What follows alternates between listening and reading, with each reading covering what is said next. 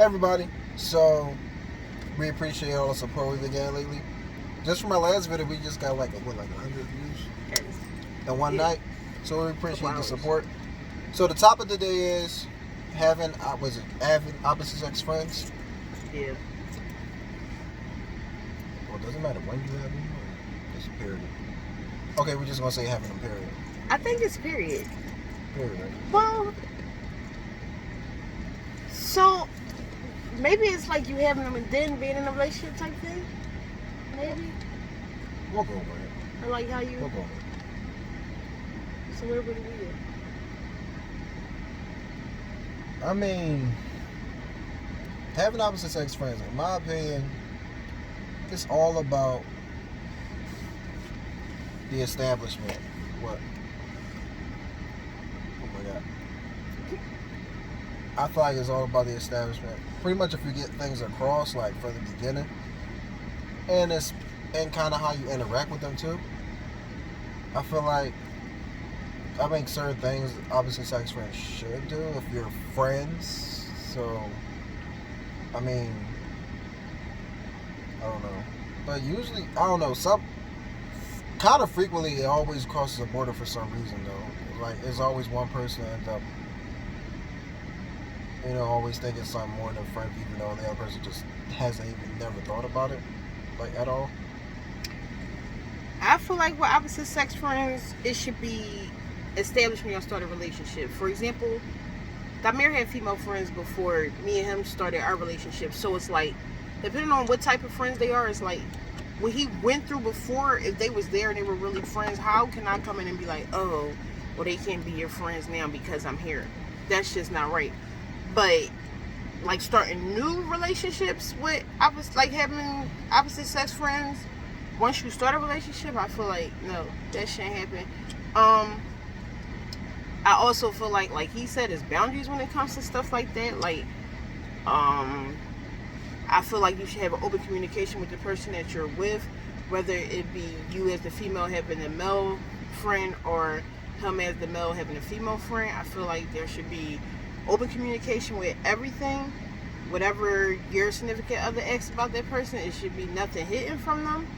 I feel like that's the only way it's going to work. I feel like there should be boundaries so that you know, like, oh, okay, that's your friend, but she shouldn't call asking for this, or that's your friend, or he shouldn't call asking for this. It should be boundaries set in your relationship. You got something?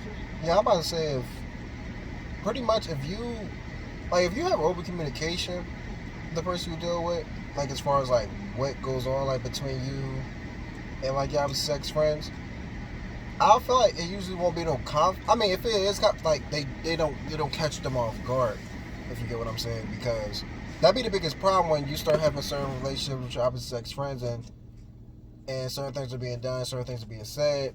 They might not cross boundaries, but it's like it's starting to be stuff that they just don't know about and start causing issues, if you get what I'm saying.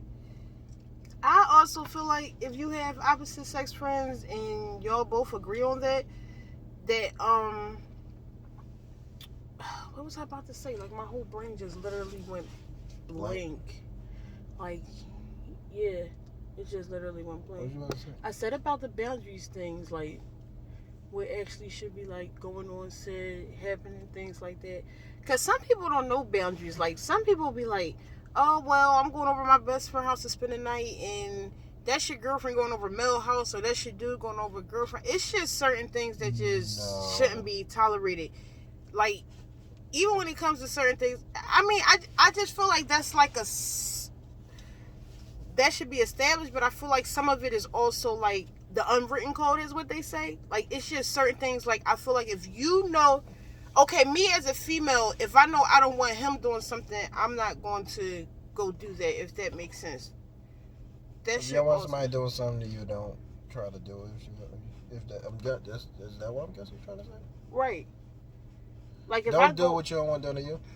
Right. So if I feel like, oh, I'm writing this person something, but I'm thinking, okay, I'm writing it as a friend, but I feel kind of guilty about writing it. Oh, let me think about that. When I want Damir writing his female friend something like this, like, you see what I'm saying? I would think about something like that before it was like, yeah. I don't know. I feel like it's the maturity level when it comes to the relationship also, because some people don't have. Some people just can't handle anybody touching me. They just can't even handle people talking to them. Talking to them, looking at them, they always want to fight. I think it's a maturity level when it comes to that. Oh, that's what I was about to say. I knew it was going to come back. Also, I feel as though if you are friends with the opposite sex, it should be friends. It should be as though, like, not, okay, we friends, but he used to like me. We friends, she used to like me. We friends, but no, because I feel like when it's not established, like when y'all both not genuinely friends or somebody else had a different motive in the beginning, I feel like that's not a genuine friendship. That person still has that motive, even though they might act like they don't, because that can also ruin a relationship. That's what I was about to say.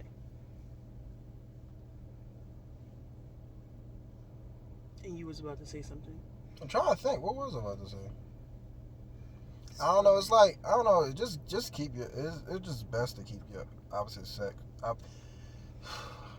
It's just best to keep the person you deal with in the loop with everything. That way it won't be issues. But if you know, I feel like you shouldn't hide the fact that you have the opposite sex friends either, because that's also issues.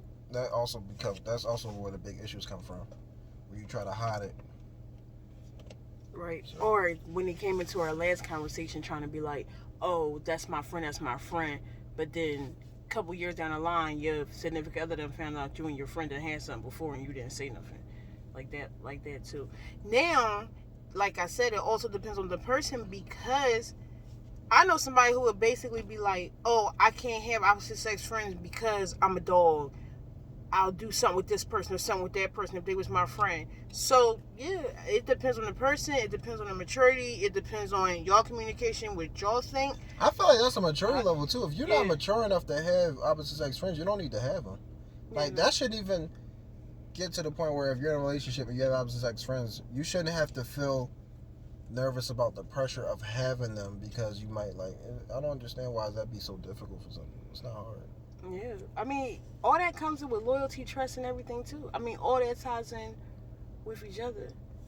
But you can't just be like, I don't know, like, yeah, it depends on the relationship. I feel like it depends on your I feel like you need to talk, like, in the beginning of a relationship, maybe about when y'all feel okay, when that person makes it like, let's make a title to this type thing. That's when that conversation needs to be had.